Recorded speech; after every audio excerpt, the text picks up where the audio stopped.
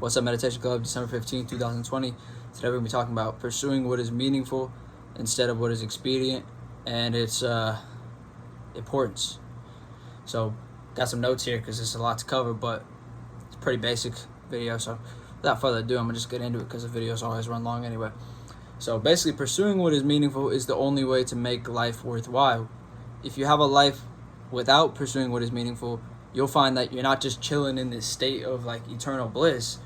You fall into pursuing short-term pleasures entirely. And I'm talking like you fall into mental hell.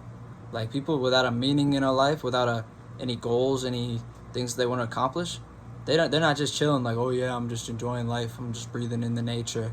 No. They go and get addicted to heroin. So it's the only way. You got to pursue something meaningful. But people often pursue what is expedient. And I can't blame them. Because in today's society, there's so many things like, I don't know, TikTok, vaping, there's like a million things that give you like short-term pleasure. Like I don't need to list them. I'm sure you can just think of things that give you short-term pleasure, and like they're there right away. And we gotta kind of, I'm not saying completely avoid these things, but remember to pursue what is meaningful first, and not pursue expedient pleasures, because those kind of things will leave you feeling unfulfilled. So first of all, I want to touch on this. Just because something that makes you feel good doesn't mean that it is good for you. Just let that sit for a minute. Let it sit. Yeah. Just because something makes you feel good doesn't mean it's good for you. So something that makes you feel good, I don't know, eating junk food. Obviously, it's not good for you. I don't think I really need to talk about this one too much, but just realize that what you're doing in life often is you're pursuing things that make you feel good because it's like, oh, it's good. Like eating all this junk food, oh, it makes me happy. It's good. It's not good. Pursuing what is expedient often is not good. And in our society today, we got like a billion things that are expedient all around us, and instant pleasure is there just like that. All you gotta do is open up your phone, hit the vape, etc. A million things. But the greater the sacrifice toward meaning, it's gonna be the greater the reward. So works with anything. Let's say that you want to become really strong. You can start working out like a little bit and you're going to get a little stronger. But you start working out every day for like 4 hours a day, you're going to turn into like Arnold by the end of like the month. Well, maybe not the month, the year. Because the sacrifice pays off, greater reward. And you got to understand that people in relationships are very valuable, but your meaning and your purpose and that which you're pursuing, like first and foremost, way a million times more important. And often, a lot of people, I don't think that they put that first, myself included. Like I put relationships with my friends and things, kind of, I think about it more than I'm thinking about my purpose. Or I'll think about like, this beautiful girl on Instagram. I'm like, oh my gosh, she's so beautiful.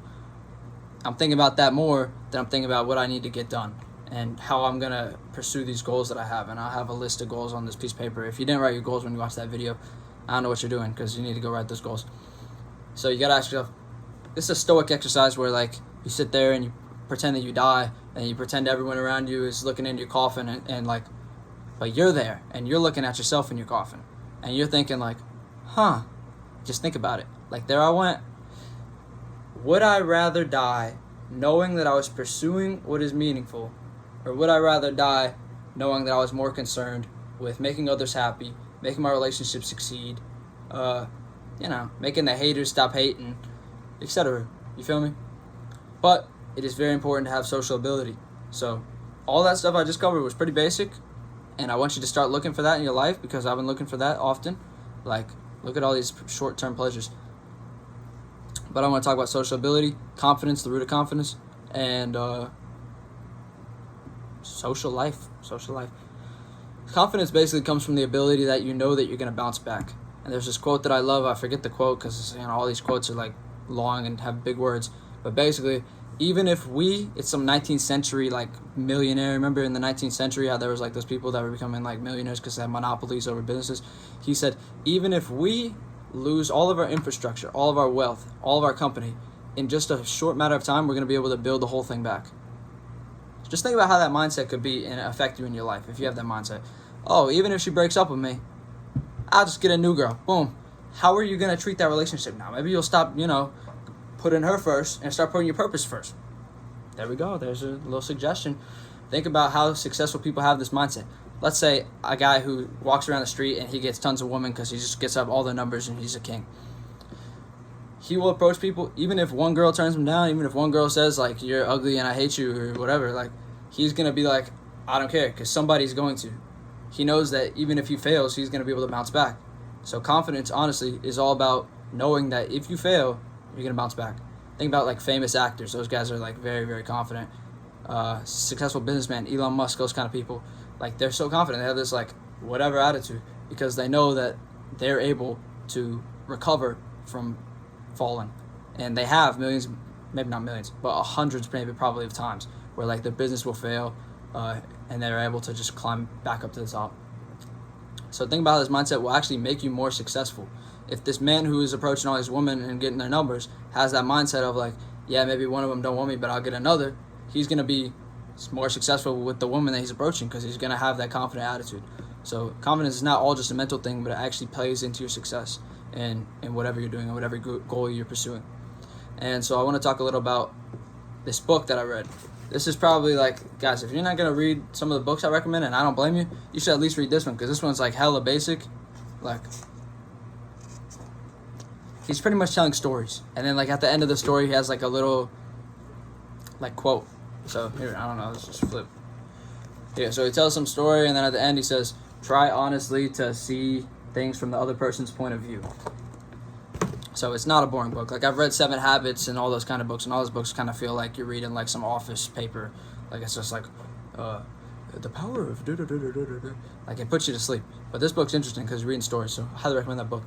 But what he talks about is how to win friends and influence people. And maybe if you're thinking how to win friends and influence people, because I know, I think I was reading some book like that, and my boy Taha was like, oh, it sounds like manipulation. Okay, this is what I have to say about manipulation. If it weren't for manipulation by society as a whole, you would just put your hand in the middle of the fire because society has manipulated you into knowing that if you put your hand in the fire, you're going to get burned. So manipulation can be used as, like, a negative thing. Like, you could be like, I'm going to manipulate her and make her crazy for me. Like, then you're kind of sicko. But you got to understand that just, influencing people is not, it's not manipulation, it's not sadistic. But, silly Taha. Anyway, there's really 2 parts to the book. One is, like, how to get other people, I guess, to like you, and then 2 is kind of how to influence them. So basically the whole first part is all about becoming genuinely interested in the other person that you're speaking to. So it's little things like remembering their birthday, remembering ideas that they've had and talking about them with them. And also, even if a person is wrong, like, even if you disagree with someone, sometimes it's best not to speak up and say that they're wrong. And that's just facts, because all you're going to do is start an argument and you're going to damage the relationship. Like, I don't think I've ever had spoken up and said, like, nah, I don't agree with that, and their mind has changed. All it's really done is made me and them kind of trust each other less. So does that mean that you should just be like, oh, whatever you say is right? No, but, have your own mindset, and they'll have theirs. You don't have to always be clashing with people, like, people wonder, like, why do people have haters and things? Like, bro, do you like everybody? No. Like, why do you expect everybody to like you? You know what I mean? It's this and that. Everyone's got their own little mindset. If you start clashing these mindsets, it's honestly just going to lead to problems. So become genuinely interested in the other person. Part 2, giving this other person a fine reputation to live up to. So that kind of starts with things like praising them a little. Maybe not like, oh, you're so beautiful. Maybe not that. But, tell them, bro, you always come through and you give me these rides, bro. Like, I really appreciate that, bro. Or something. He's going to be like, hey, I'm the guy who comes through and I give him the rides. And then you're probably going to get some more rides from them. There you go. You just influenced that person. Maybe you manipulated that person, but I don't really think that that's, that evil. That's just me. Maybe I'm like a sociopath. All right. Praise their improvements. Guys, this is so basic. This is basic psychology, but no one in the whole world follows this, okay? When I was growing up, did my dad say, yeah, your grades are sinking, but this one grade, it's been going up. No, he didn't say that. He said, boy, you dumb, man. Get it together. So society doesn't really follow that, but if you're a person that does follow that, you're going to stand out. If you're a person that praises improvements rather than gets frustrated with people for not living up to your expectations, other people are really going to flock toward you. And make people do what you suggest by making them enthusiastic about doing what you suggest. This one's a little more complicated, but basically it starts with empathy. And I've talked about empathy a lot when I'm talking with Lee Bala and people in the club. Lee Bala. I talk with them and I tell them, like, you got to kind of feel for the other person. And I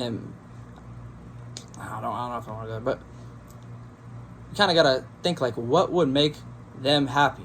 Like, knowing them, how could I frame this to make them enthusiastic about doing it?